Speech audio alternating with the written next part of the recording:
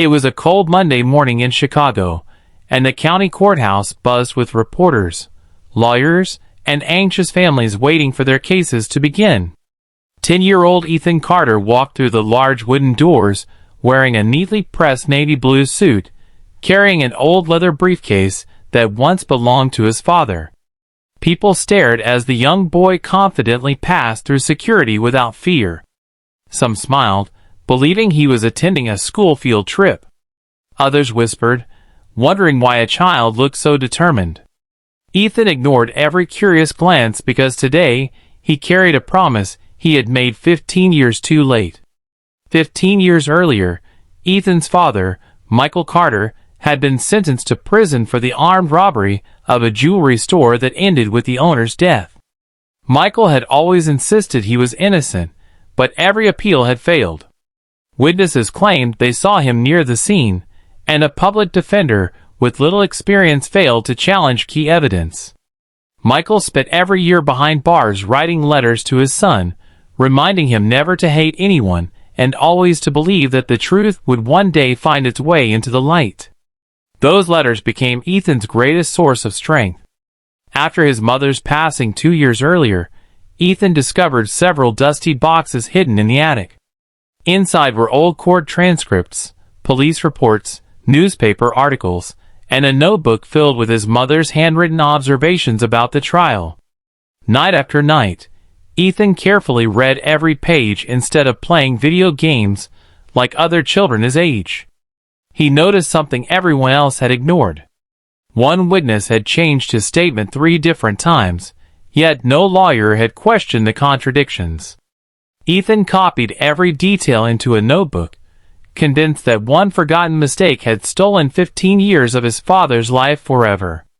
When the courtroom doors opened, people gasped as Ethan walked toward the defense table and politely placed his briefcase beside it.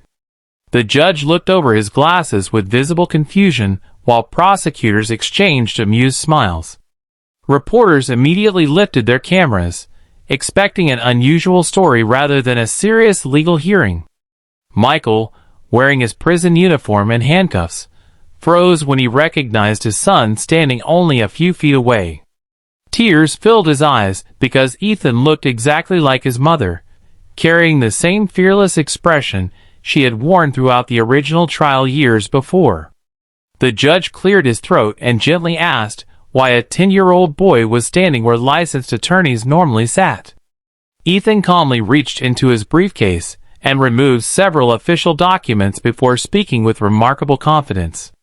He explained that a respected attorney had agreed to mentor him and submit newly discovered evidence for the court's review, but before the hearing officially began, Ethan requested permission to ask just one question of the prosecution's key witness.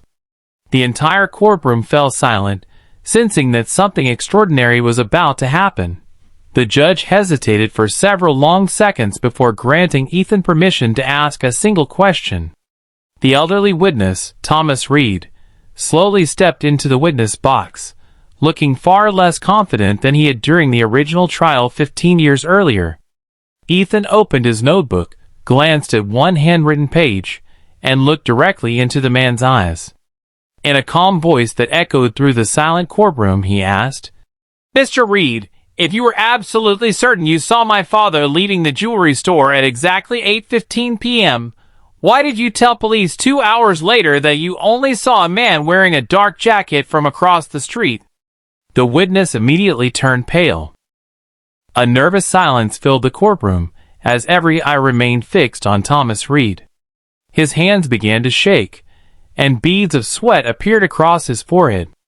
The prosecutor quickly stood and objected, but the judge ordered everyone to remain quiet until the witness answered.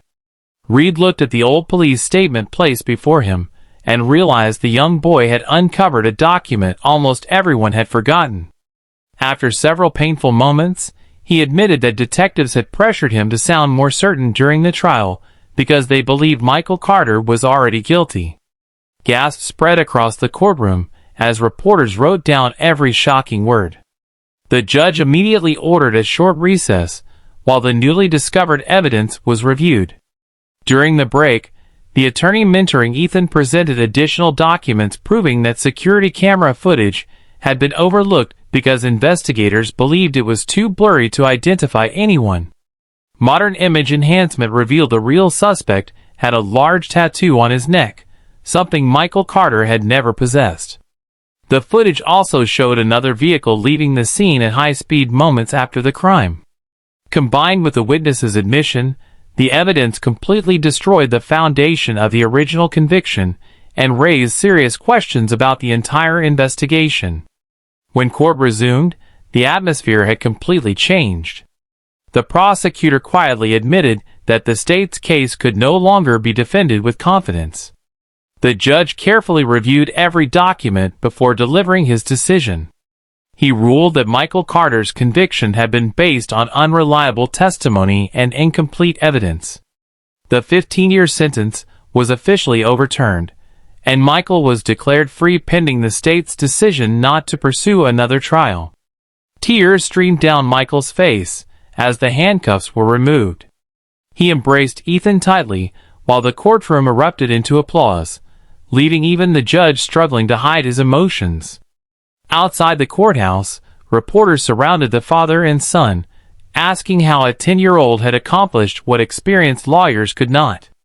Ethan simply smiled and held up the worn notebook that had belonged to his mother. He said the truth had always been there. Someone only needed the courage to keep looking. Michael thanked everyone who had never stopped believing in justice and promised to spend the rest of his life helping families fighting wrongful convictions. As they walked away together into the bright afternoon sunlight, the crowd realized that one honest question from a determined child had changed two lives forever.